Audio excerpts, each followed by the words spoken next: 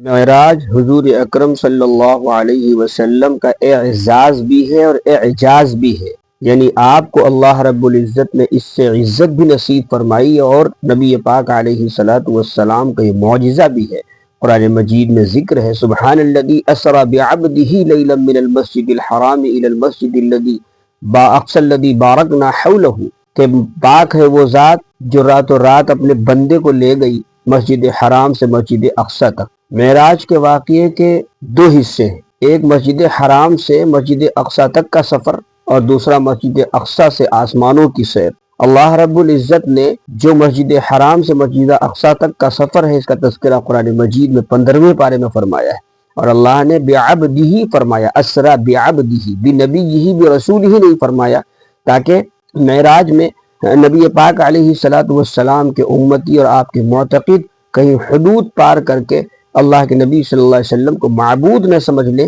کیونکہ عبدیت کا تذکرہ فرمایا، اور عبدیت یہ صفت نبی پاک علیہ السلام کو بہت محبوب تھی۔ اشہد ان لا الہ الا اللہ واشہد ان محمدا عبدہ ورسولہ، عبد کا تذکرہ پہلے ہے، عبد کے معنی غلام، اللہ کی عبادت کرنے والا، بندگی کرنے والا۔ بہرحال اللہ رب العزت نے یہ معراج کا اعزاز اپنے نبی جناب محمد الرسول اللہ صلی اللہ علیہ وسلم کو عنایت فرمایا۔ اس کا مختصر واقعہ یہ ہے کہ نبی پاک علیہ السلام حضرت ام ہانی کے گھر میں تشریف فرما تھے، حضرت جبرائیل علیہ السلام کا نزول ہوا، اور یہ واقعہ اس وقت کا ہے جبکہ نبی پاک علیہ السلام کی عمر شریف 51 سال 5 مہینے تھی، اور نبوت کا یہ 12واں سال ہے، اور مشہور ہے کہ 27 رجب کی تاریخ تھی۔ بہرحال جو بھی ہو، تو اللہ کے نبی صلی اللہ علیہ وسلم حضرت ام ہانی رضی اللہ عنہا کے گھر میں تشریف فرما تھے، حضرت جبرائیل علیہ السلام کا نزول ہوا، انہوں نے نبی پاک علیہ السلام کو بیدار کیا، وہاں سے آپ کو حطیم لے کر گئے۔ حطیم کے بیت اللہ شریف کے دو حصے ہیں، ایک وہ حصہ جس پر چھت ہے اور دوسرا وہ حصہ جس میں سنگ مرمر کی دیوار بنی ہوئی ہے اور چھت نہیں پڑی ہوئی، حصہ کھلا ہوا ہے اس کا۔ نبی پاک علیہ السلام کو اسی حطیم کے حصے میں لے جایا گیا، نبی پاک علیہ السلام وہاں پھر سو گئے۔ اس کے بعد حضرت جبرائیل علیہ السلام نبی پاک علیہ السلام کو لے کر زمزم کے کنویں پر آئے، اور یہاں نبی پاک علیہ السلام کو سینہ مبارک چاک کیا گیا۔ حضرت جبرائیل علیہ السلام جو جنت سے علوم و حکمت کے موتی سونے کے تشت میں لے کر کے آئے تھے، وہ آپ کے قلب اطہر میں بھرے گئے، اور اس کے بعد پھر اللہ کے حکم سے نبی پاک علیہ السلام کا سینہ ویسے ہی ہو گیا۔ اس کے بعد ایک سواری لائی گئی، حضور اکرم صلی اللہ علیہ وسلم فرماتے ہیں کہ جب میں نکلا تو اس وقت دونوں طرف فرشتوں کی قطاریں تھیں، اور حضرت نبی پاک علیہ السلام کو ایک تیز رفتار سواری پر سوار کیا گیا جس کو براق کہا جاتا ہے، اور حضرت جبرائیل علیہ السلام نے آپ کی رکاب پکڑی، حضرت میکائیل علیہ السلام نے لگام پکڑی، اور پھر یہ سفر یہاں سے شروع ہوتا ہے۔ یہاں قابل غور بات یہ ہے کہ معراج کا سفر مسجد حرام سے بیت اللہ شریف سے کیوں شروع کرایا گیا؟ اس کی وجہ یہ ہے کہ بیت اللہ شریف یہ روئے زمین پر سب سے پہلا مکان ہے۔ قرآن مجید کہتا ہے ان اول بیت وضع للناس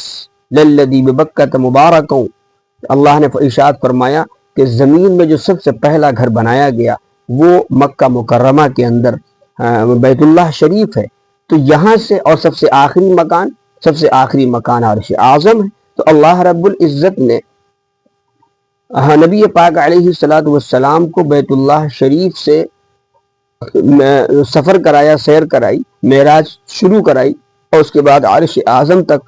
یہ آپ کا سفر جاری رہا۔ تو چونکہ معراج کی ابتدا مکان اول سے انتہا مکان آخر عرش تک ہوئی، یہ اشارہ ہے اس بات پر کہ مقامات کی ابتدا بھی، تمام رتبوں کی، مرتبوں کی شروعات بھی حضور اکرم صلی اللہ علیہ وسلم سے ہے، اور تمام مقامات کی انتہا بھی حضور اکرم صلی اللہ علیہ وسلم ہی سے ہے۔ بہرحال نبی پاک علیہ السلام جب یہاں سے آپ کو لے جایا گیا تو سب سے پہلے آپ کو راستے میں وادی سینا کوہ طور پر لے جایا گیا۔ نبی پاک علیہ السلام ارشاد فرماتے ہیں کہ جب میں وہاں سے گزرا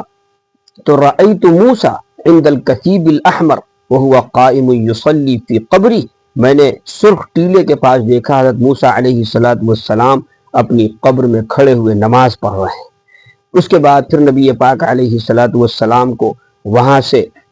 مدین لے جایا گیا جو حضرت شعیب علیہ السلام کی بستی ہے، پھر وہاں سے آپ کو بیت اللحم لے جایا گیا جو حضرت عیسیٰ علیہ السلام کی جائے ولادت ہے، پیدائش کی جگہ ہے، اور پھر اس کے بعد نبی پاک علیہ السلام بیت المقدس تشریف لے گئے، وہاں حضرات انبیاء علیہ السلام آپ کے منتظر تھے، حضرت جبرائیل علیہ السلام نے آپ کا ہاتھ مبارک پکڑ کر مصلی پر کیا اور آپ نے تمام انبیاء کی امامت فرمائی۔ اسی کو میں نے اپنے شعر میں کہا ہے کہ شدت سے منتظر تھے آقا کے انبیاء سب، شدت سے منتظر تھے آقا کے انبیاء سب، اقصیٰ میں کی امامت معراج کے سفر میں،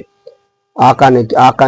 اقصیٰ میں کی امامت معراج کے سفر میں۔ بہرحال نبی پاک علیہ السلام کو یہ اسرا کا سفر جو یہاں سے بیت مسجد حرام سے لے کر کے مسجد اقصیٰ تک کا جو سفر ہے اس کو اسرا کہا جاتا ہے۔ اس دوران نبی پاک علیہ السلام نے کچھ عجیب مناظر بھی دیکھے، انہی میں سے ایک منظر یہ تھا کہ نبی پاک علیہ السلام جب جا رہے تھے تو اس موقع تشریف لے جا رہے تھے تو اس موقع پر ایک عورت نظر آئی، بوڑھی عورت جس کے بال بکھرے ہوئے تھے، پریشان لگ رہی تھی، مظلوم سی لگ رہی تھی، اور وہ آواز دے رہی تھی یا محمد یا محمد۔ نبی پاک علیہ السلام نے حضرت جبرائیل علیہ السلام کی طرف دیکھا، حضرت جبرائیل علیہ السلام نے آپ کو منع فرما دیا کہ اس کی طرف آپ توجہ نہ دیجیے۔ بہرحال بات آپ صلی اللہ علیہ وسلم آگے بڑھ گئے، اس کے بعد نبی پاک علیہ السلام کے دل میں یہ بات آئی کہ ایک مظلوم عورت تھی کہ جس سے بات کرنے سے بھی روک دیا کہ آخر یہ کیا بات ہے، تو حضرت جبرائیل علیہ السلام نے عرض کیا ہی الدنیا لو عجبتها لغبت امتک، اگر آپ اس دنیا، یہ دنیا تھی، اگر آپ اس کو آواز دے دیتے تو آپ کی پوری امت بہک جاتی، گمراہ ہو جاتی۔ یہ اسی کی برکت ہے کہ اس امت کا مکمل مجموعی طور پر یہ امت کبھی گمراہ نہیں ہو سکتی ہے۔ مطلب کچھ جماعتیں تو گمراہ ہوتی رہیں گی، لوگ گمراہ ہوتے رہیں گے، لیکن ہر دور میں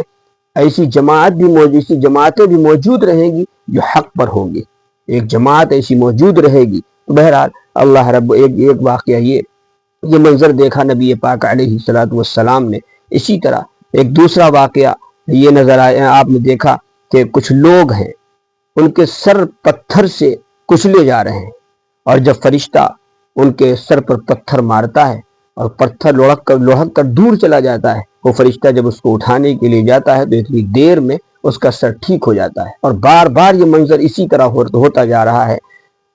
نبی پاک علیہ السلام نے پوچھا کہ یہ کون لوگ ہیں؟ تو حضرت جبرائیل علیہ السلام نے بتلایا یہ وہ لوگ ہیں جو نمازوں کے اندر سستی کیا کرتے تھے۔ اسی طرح ایک واقعہ یہ نبی پاک علیہ السلام نے ایک منظر یہ دیکھا کہ کچھ لوگ ہیں وہ ان کی شرمگاہوں پر کچھ چیتڑے ہیں اور وہ اونٹ اور بیل کی طریقے سے چر رہے ہیں، وہ خبیث کانٹے اور اسی طریقے سے وہ جہنم کا جو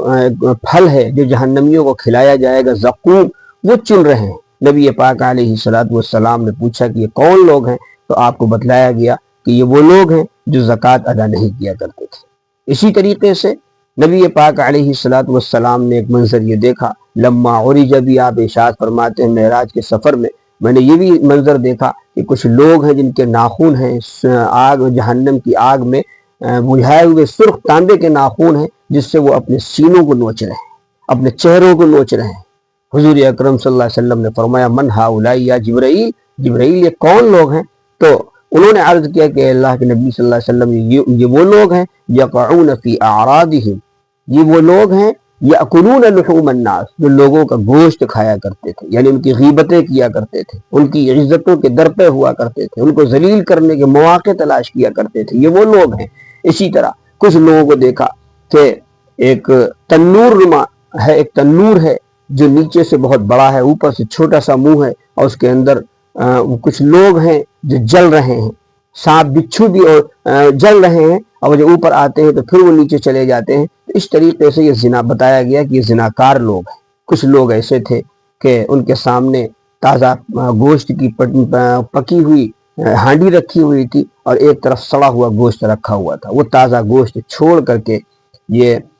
سڑا ہوا گوشت کھا رہے تھے۔ نبی پاک علیہ السلام نے پوچھا یہ کون لوگ ہیں؟ تو بتلایا گیا یہ وہ لوگ ہیں جو فاحشہ عورت کے ساتھ شباشی کیا کرتے تھے، اور اس طریقے سے مختلف واقعات نبی پاک علیہ الصلوۃ والسلام نے دیکھے۔ ایک واقعہ دیکھا کہ ایک نہر ہے خون اور پیپ کی، اس میں کچھ لوگ ہیں، وہ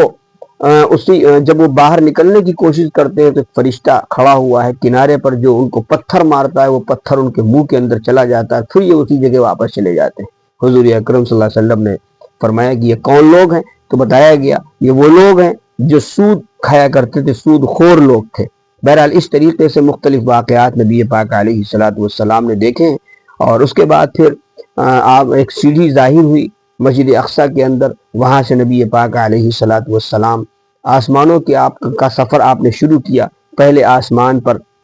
حضرت آدم علیہ الصلوۃ والسلام سے ملاقات ہوئی، دوسرے آسمان پر حضرت یحییٰ اور حضرت عیسیٰ علیہ الصلوۃ والسلام سے ملاقات ہوئی، تیسرے آسمان پر حضرت یوسف علیہ الصلوۃ والسلام سے ملاقات ہوئی، چوتھے پر حضرت ادریس علیہ الصلوۃ والسلام سے، پانچویں پر حضرت ہارون علیہ السلام سے، اور چھٹے پر حضرت موسیٰ علیہ الصلوۃ والسلام سے، اور ساتویں پر حضرت ابراہیم علیہ الصلوۃ والسلام سے ملاقات ہوئی، جو بیت المعمور کی دیوار سے ٹیک لگائے ہوئے بیٹھے تھے۔ اس کے بعد پھر نبی پاک علیہ الصلوۃ والسلام نے اللہ تعالیٰ کی زیارت کی ہے۔ اس سفر میں تین چیزیں بطور خاص اللہ کے نبی صلی اللہ علیہ وسلم کو نصیب ہوئی۔ ایک مشاہدہ حق یعنی اللہ کی زیارت کی ہے، اور دوسرے مکالمہ حق یعنی اللہ سے ہم کلامی کا شرف ملا ہے، اور تیسری چیز ہے مقاربہ حق یعنی اللہ تعالیٰ سے قرب نصیب ہوا ہے۔ تو بہرحال اس کے بعد پھر اللہ کے دربار سے آپ کو نماز کا تحفہ ملا۔ نماز اتنی محترم شان ہے کہ اس کو اللہ رب العزت نے اپنے حبیب کو آسمانوں پر بلا کر کے یہ تحفہ دیا ہے، اور اسی وہاں نبی پاک علیہ الصلوۃ والسلام کو دو انعام اور دیے گئے۔ ایک انعام تھا کہ 5 وقت کی نماز، ان 5 وقت کی نمازوں کو جو ادا کرے گا اس کو 50 وقت کی نماز پڑھنے کا ثواب ملے گا، اور دوسرا یہ کہ شرک کے علاوہ ہر گناہ کی معافی ممکن ہے۔ تو بہرحال اس طریقے سے معراج کا واقعہ ہے۔ اس میں بطور خاص جو عقیدے کی بات ہے وہ یہ ہے، ہمیں عقیدہ رکھنا ہے کہ واقعہ معراج برحق ہے۔ دوسرے یہ واقعہ رات کے ایک حصے میں رونما ہوا، اور تیسرے بیداری کی حالت میں، یعنی آپ جگ رہے تھے اس وقت آپ کو یہ واقعہ یہ پیش آیا ہے۔ اور اگر مان لیا جائے کہ خواب میں ہوا تو پھر یہ کوئی کمال نہیں ہوگا۔ کمال اسی وقت ہے کہ جب کہ بیداری کی حالت میں ہو، معجزہ اسی وقت ہوگا۔ اس کے علاوہ نبی پاک علیہ الصلوۃ والسلام کے جسم اور روح دونوں کو معراج ہوئی ہے، دونوں کے ساتھ یہ سفر ہوا ہے۔ تو حضور اکرم صلی اللہ علیہ وسلم کا یہ بڑا معجزہ ہے۔ اس دوران جب آپ ملائے اعلیٰ سے واپس آئے اور آپ نے مکے کے اندر لوگوں کو بتایا تو اس وقت ابو جہل کو یہ چیز بڑی ناگوار گزری۔ اس نے کہنا شروع کیا کہ ایسا بھی بھلا کہیں ہو سکتا ہے۔ سب سے پہلے وہ حضور اکرم صلی اللہ علیہ وسلم کے یار غار حضرت ابوبکر صدیق رضی اللہ تعالیٰ عنہ کے پاس گیا اور جا کر کے کہنے لگا بھلا بتاؤ کہیں ایسا بھی ہو سکتا ہے تو کہ ایک ہی رات کے اندر کوئی شخص سفر کرے اور فلاں جگہ کا سفر کر کے واپس بھی آ جائے؟ حضرت ابوبکر صدیق رضی اللہ عنہ نے کہا کہ بھئی ایسا تو نہیں ہو سکتا، ایسا ممکن نہیں۔ لیکن پھر وہ کہتا ہے کہ یہ تمہارے ساتھی، اس کو موقع ملا، اس نے کہا کہ تمہارے ساتھی محمد صلی اللہ علیہ وسلم کہہ رہے ہیں۔ تو حضرت ابوبکر صدیق رضی اللہ عنہ کا جواب سنیے، فرمایا لو قال ھذا صدقہ، اگر انہوں نے یہ بات کہی ہے تو بالکل سچ اور برحق بات کہی ہے۔ اسی وجہ سے علماء نے لکھا ہے کہ ابو جہل نے دین کو، شریعت کو اور اس واقعے کو اپنی عقل پر پرکھا، اپنی عقل پر تولا تو وہ ابو جہل بن گیا، جہالت سب سے بڑا جاہل بن گیا۔ حضرت ابوبکر صدیق رضی اللہ تعالیٰ عنہ نے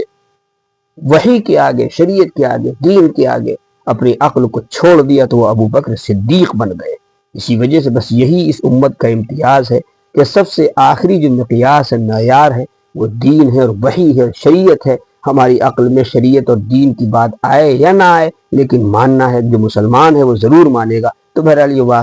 یہ معراج کا واقعہ تھا جو بالاختصار میں نے ذکر کیا۔ اللہ تعالی ہم کو صحیح اور ٹھیک نظریات پر قائم رکھے، اللہ تعالی ہم کو صحیح عقیدوں پر قائم رکھے، ہر طرح کی گمراہی سے، فتنوں سے اور گمراہوں کی عیاری سے، مکاری سے اللہ ہم سب کی حفاظت فرمائے۔ وآخر دعوانا ان الحمدللہ رب العالمین۔